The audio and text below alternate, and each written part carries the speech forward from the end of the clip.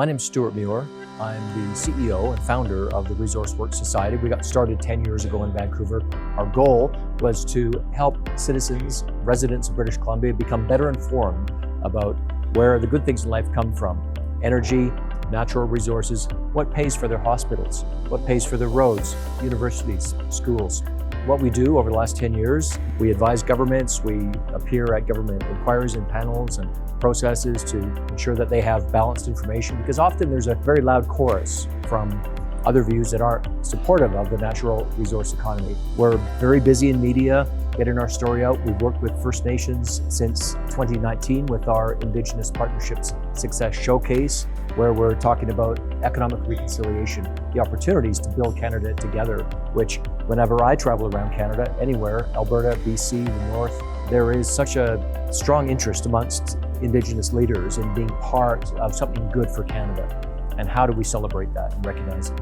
Can you explain the reasoning behind the carbon tax and whether it's truly necessary? A carbon tax, in the simplest form, is based on the idea that if you make something more expensive, you will encourage the users of that thing to use less of it or use alternatives, or both. In practice, of course, a carbon tax doesn't necessarily operate that way, but a carbon tax is meant to be like a sin tax on cigarettes or gambling or liquor. The government puts it on not just to get the revenue, but to stop people from doing things that allegedly aren't good for the people or for other things. My view of carbon pricing is that if you can make equipment more efficient, finding a way to do that is not a bad idea. If you've been to Havana, Cuba on holiday, they're driving 1950s cars around there, or they're driving 1980s Russian Ladas around there, and those things put out a lot of fumes. Our cars don't do that at home here because there are not just regulations, not just taxes. I think it's consumer preference. People want to drive cleaner cars.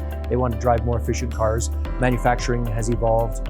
The standards that manufacturers adopt for cars have evolved. So if you go down and buy that new car now, it emits hardly anything, which is interesting because I don't think it's carbon pricing that has made cars more efficient today and pollute less. It's consumer preference. Consumer preferences and how we live have way more to do with these outcomes than just one factor, carbon pricing. What makes natural gas a key component of British Columbia's energy landscape? You know, natural gas is so important in British Columbia in the first instance because we have so much of it. Depending on how you measure it or how quickly it's used, I've done the numbers on this. There's 1,000 years or 1,500 years of gas in British Columbia in the Montney.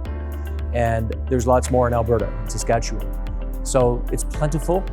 It's also cleaner. You know, it's objectively a cleaner fuel than, say, coal, where you have nations, you could name many of them, who would all say the same thing, you know, be it Pakistan, India, Thailand, Taiwan, South Korea, Japan. They all want Canadian gas because they would rather have Canadian gas than burn coal for electricity, because they know that the gas is cleaner. Now, they could get gas from other places. They get it from Qatar, they could get it from Russia, but you know what?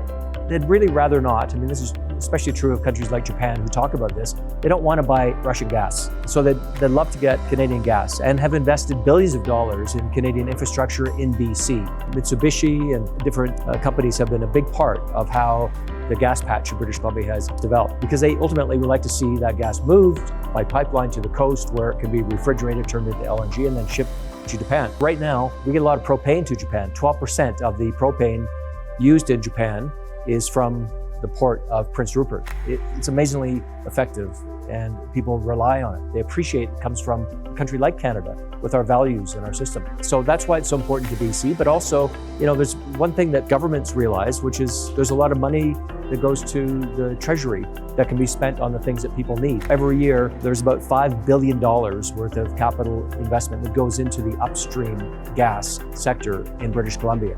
But that's going to trend down because of policies that are actively trying to squeeze that out. And you ask, what's the alternative? Well, there's not really an alternative. So I think gas is really critically important to BC and needs to be a healthy sector. What activity do you most enjoy in your free time? In Victoria, where I live, I love to get on my paddleboard. I like to take that paddleboard, drop it off down at the beach and hop on and go out to the Trial Island. I might see the boats going out to the killer whales. I've yet to have a killer whale come under my paddleboard, but I can see the seals throughout there. I just love doing that, not 12 months of the year, but come about May, that's when I get out there. I just love doing that.